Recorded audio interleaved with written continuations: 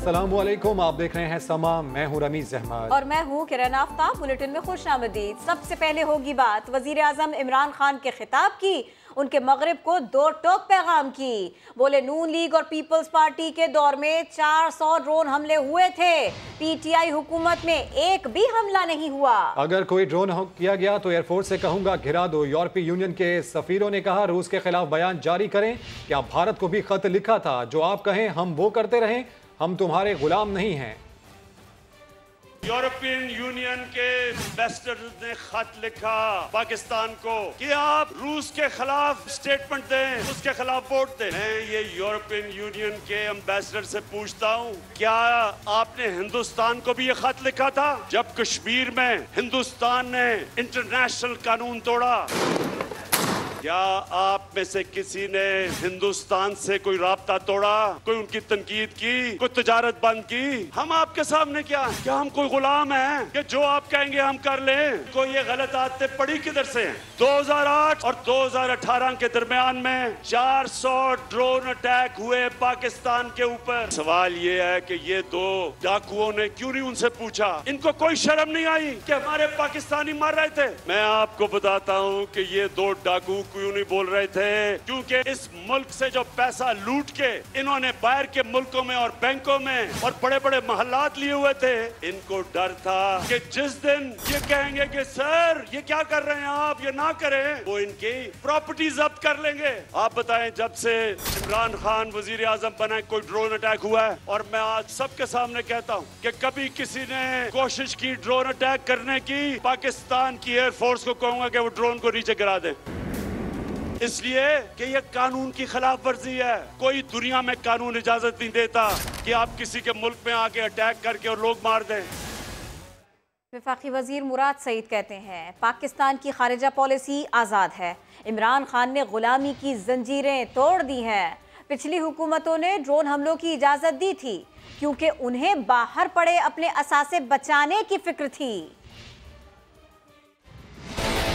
जब इमरान खान वज़ीर-ए-आज़म बने, पाकिस्तान की खारजा पॉलिसी खुददारी के ऊपर उन्होंने तश्कील दी। जब हमारे ऊपर ड्रोन हमले हो रहे थे उस वक्त इन्होंने ड्रोन हमलों की इजाज़त दी क्योंकि उन्होंने अपने बाहर अपने असासे और जायदादें बचानी थी।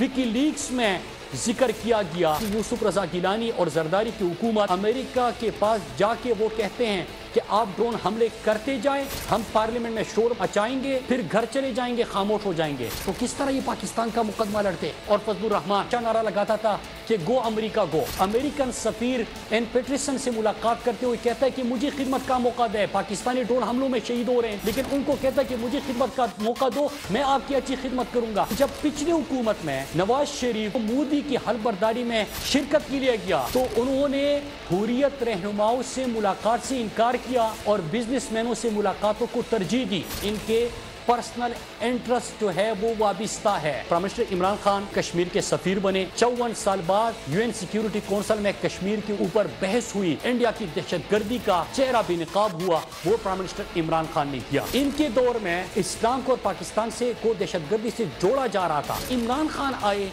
तो उन्होंने इस्लामोफोबिया की बात की। आज रशिया के प्रेसिडेंट से लेके कनाडा के प्राइम मिनिस्टर तक वो भी इस्लामोफोबिया के ऊपर बोलने लगे। अब एक खुददार मुल्क का खुददार वजीर आजम इमरान खान है। पाकिस्तान की सरजमीन न इस्तेमाल होगी, न दुनिया के किसी कोने में हम इजाजत देंगे कि पाकिस्तान के खिलाफ वो अपनी जमीन इस्तेमाल करे।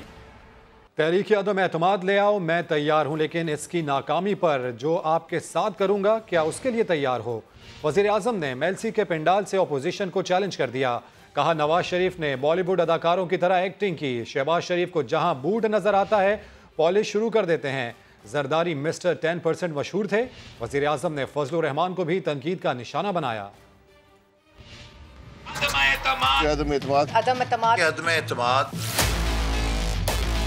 ये लोग कौन है जो अदम एतमाद की तहरीक चला रहे हैं? सबसे पहले मुजरिम number 1 Nawaz Sharif, supreme court ने उसको सजा दी। बॉलीवुड की एक्टिंग की, रो धो के कि जी मैं तबाह हो गया, मरने वाला हूँ, झूठ बोल के मिन्नतें करके बाहर चला गया। कभी गीदड़ भी लीडर बन सकता है। तो दुनिया में सुना है कि वो लीडर हो जो खुद तुम के भाग जाए और दूसरी तरफ भागा है। ये जो भगौड़ा बैठा हुआ है लंदन में, जिसका मैंने पैसा वापस ले आया, तो मैं आपको वादा करता हूँ कि पेट्रोल और डीजल की कीमत आधी कर दूंगा। हर कोई मैच खेलता है ना, तो इन्होंने एक मैच की एक टेक्निक निकाली हुई है। वो भगौड़ा जो उधर बैठा है, वो और उसकी बेटी फौज को बुरा भला कहते हैं, और शहबाज शरीफ जो भी उसको बूट नजर आता है पॉलिश करना शुरू कर देता है। इमरान खान को दिन रात ख्वाब में मैं मिलता हूँ। शहबाज शरीफ, ये वो जनरल जिलानी का जमाना नहीं जब उसके घर पे सरिया लगाते लगाते आप वजीर आला बना और फिर अरबोपति बन गए। जो मर्जी आप कर लें, आपको जवाब देना पड़ेगा। 1600 करोड़ रुपया आपके नौकरों के अकाउंट में कैसे आया? बेटे को भी इसने बाहर भिजवा दिया है, मकसूद चपरासी को भी बाहर भिजवा दिया है, अपने दामाद को भी बाहर भिजवा दिया है। तो यहाँ तो अदालतें आजाद हैं, क्यों बाहर भिजवाया हुआ है इनको? तो ये है दूसरा जो डरा हुआ है कि इसका केस आने लगा है, और अगर केस आ गया तो इसने जेल में होना है।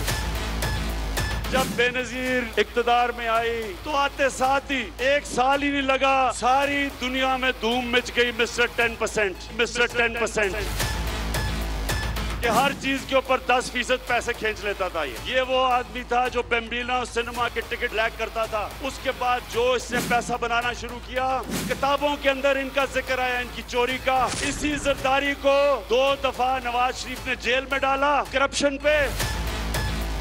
फजलू, मैं इसको कभी मौलाना नहीं कहूंगा, क्योंकि मौलाना, हम अदब से मौलाना को कहते हैं। मौलाना पढ़े लिखे दीनी लोग होते हैं, हम उनकी इज्जत करते हैं। लेकिन जो डीजल के परमिट को बेच के पैसे बनाता है, ये ब्लैकमेल करता है।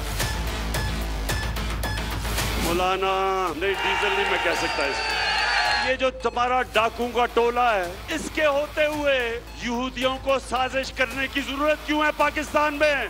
आप ही काफी हैं। फजलू, आपकी और मेरी उम्र एक ही है। हमारी उम्र में हमें सोचना चाहिए कि ऊपर वाला कभी भी बुलावा दे दे। हमें अपनी आखिरत की फिक्र करनी चाहिए, और आपका तो थोड़ा वजन भी ज्यादा है। आपको अब सोचना चाहिए अपनी आखिरत का। ये हैं वो लोग जो सारे मिलके कि जी वो बहुत बुरे हालात है पाकिस्तान के, अदम एतमाद हम लेके आएंगे। जब तक मेरे में खून है मैं इनका मुकाबला करूंगा। मेरी पूरी तैयारी है कि जो भी ये करेंगे मैं उसके लिए तैयार हूँ। लेकिन ये जो चोरों का टोला है, क्या आप तैयार हैं जब इंशाल्लाह आपकी अदम एतमाद की तहरीक फेल होगी, तो आप तैयार हैं जो मैं आपसे करूंगा? मेलसी जलसा, वज़ीर आज़म का खिताब और इस तकरीर पर रद्द-ए-अमल भी आ रहा है। मरियम नवाज ने रद्द-ए-अमल दिया, ट्वीट किया, लिखा बौखलाई हुई तकरीर क्यों कर रहे हैं, अभी तो खेल शुरू हुआ है, कुछ तो स्पोर्ट्समैन स्पिरिट दिखाइए। एहसन इकबाल बोले, अवाम को न घबराने का कहने वाले खुद घबरा गए हैं। अभी तो खेल शुरू हुआ है और आप पहले ही हार चुके हैं। मरियम नवाज का वजीर आजम की तकरीर पर रद्द-ए-अमल, ट्वीट में लिखा, घबरा क्यों गए, बौखलाई हुई तकरीर क्यों कर रहे हैं, कुछ स्पोर्ट्समैन स्पिरिट दिखाएं।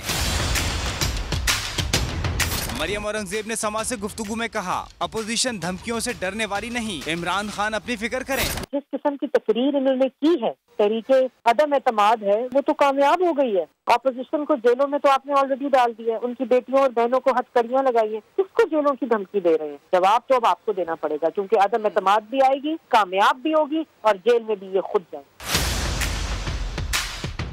एहसन इकबाल ने ट्वीट में लिखा, हमें न डराओ, तुम्हारी काल कोठरियों को भुगत चुके हैं, अब अपनी बारी का इंतजार करो। अवाम को न घबराने का कहने वाले वजीर आजम खुद घबरा गए हैं। खबरों में आगे जानिए, काट का घोड़ा कौन? हुकूमत पर जमहूरी हमला कब करना है? खुर्शीद शाह ने तहरीक अदम एतमाद की तारीख बता दी। फजलुर रहमान को तहरीक की कामयाबी का मुकम्मल यकीन, मगर बिलावल भुट्टो कामयाबी की गारंटी लेने को तैयार नहीं। घंटे में शिकस्त हो जाएगी। 2 दिन की मोहलत है आपके पास। मेरे पास 3 दिन है, कठपुतली 3 दिन, चले जाओ। हुकूमत की रुखसती के लिए साल, महीने, दिन और घंटों की डेडलाइन देने वाली अपोजिशन ने फाइनल डेट अनाउंस कर दी। डेडलाइन दे दे, डेडलाइन दे दे, कब तक?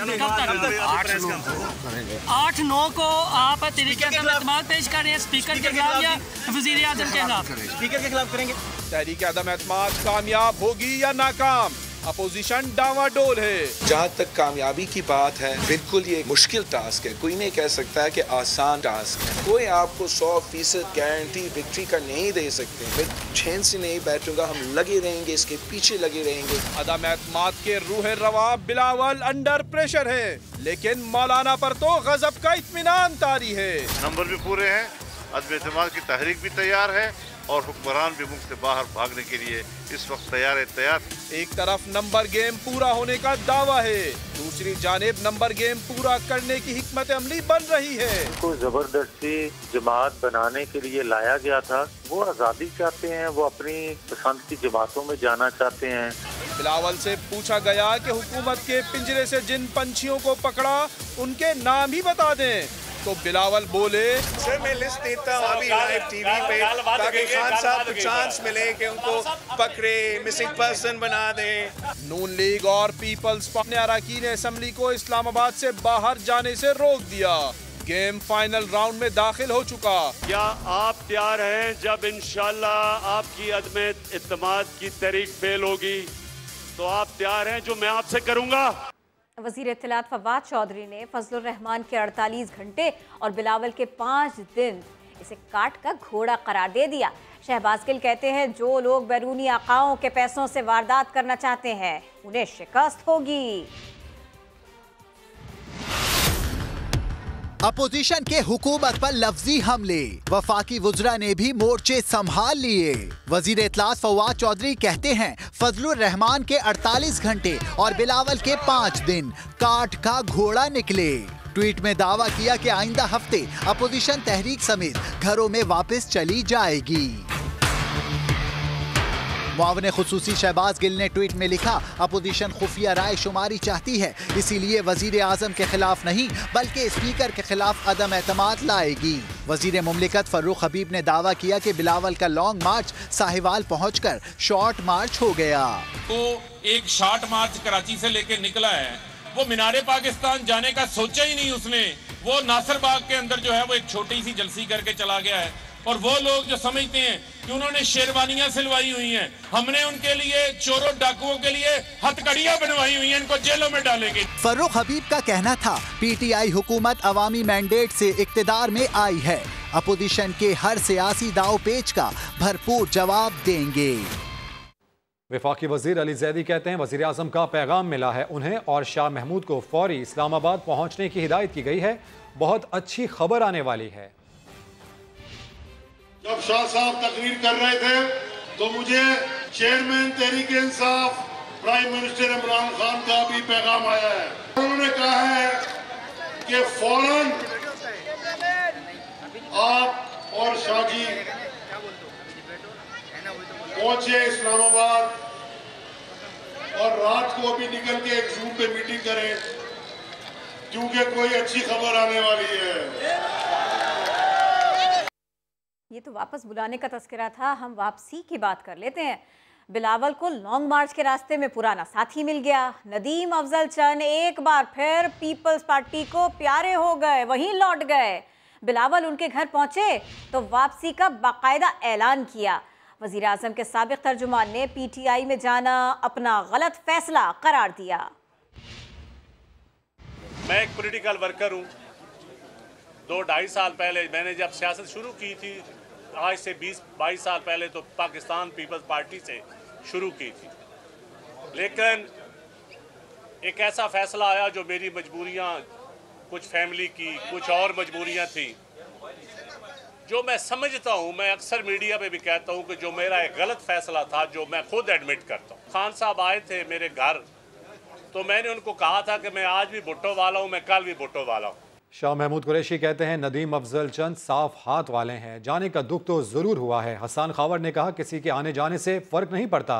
लीगी रहनुमा साद रफीक बोले तहरीक इंसाफ के लिए पतझड़ का आगाज हो चुका। साहब आए थे मेरे घर, तो मैंने उनको कहा था कि मैं आज भी भुट्टो वाला हूं, मैं कल भी भुट्टो वाला हूं। जाते हुए को रोको नहीं, आते हुए को टोको नहीं।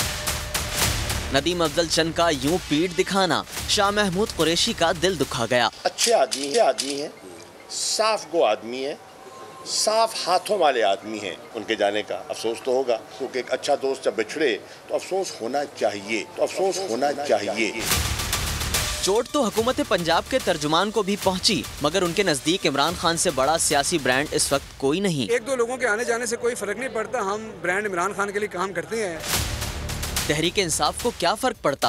खुद नदीम अफजल चंद के भाई वसीम चंद कप्तान के नजरिए को सीने से लगाए बैठे हैं। ये नदीम अफजल चंद साहब का जो पार्टी छोड़ने का फैसला है तहरीक इंसाफ, ये उनका जाती फैसला है। हम उनके इस फैसले में उनके बिल्कुल साथ नहीं है।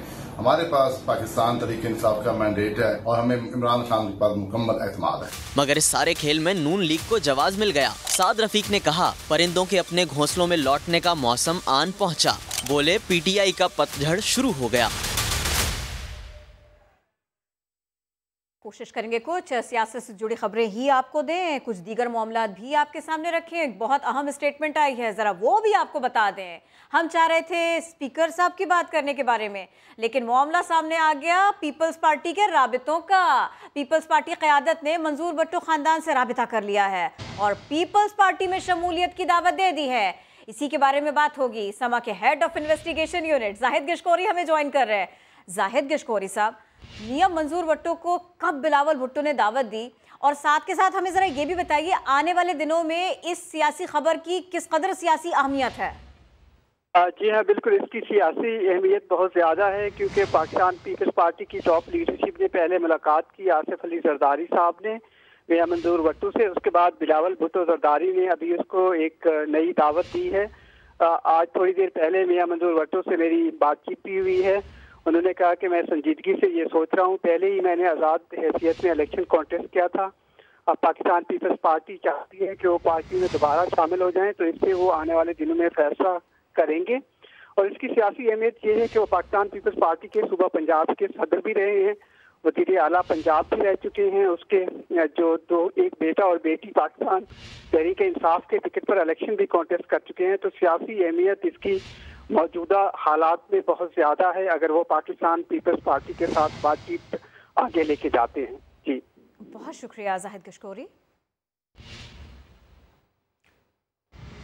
स्पीकर पंजाब असम्बली चौधरी परवेज इलाही कहते हैं वज़ीर-ए-आज़म इमरान खान अपने मुशीरों से मोहतात रहें।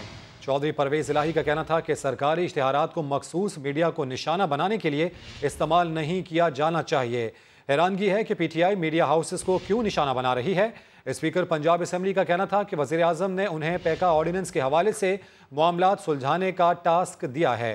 पीटीआई मेंबरान को मीडिया में जाने से रोकने की इतलात हैं। वज़ीर-ए-आज़म और पार्टी क़यादत फैसले पर नज़र-ए-सानी करें।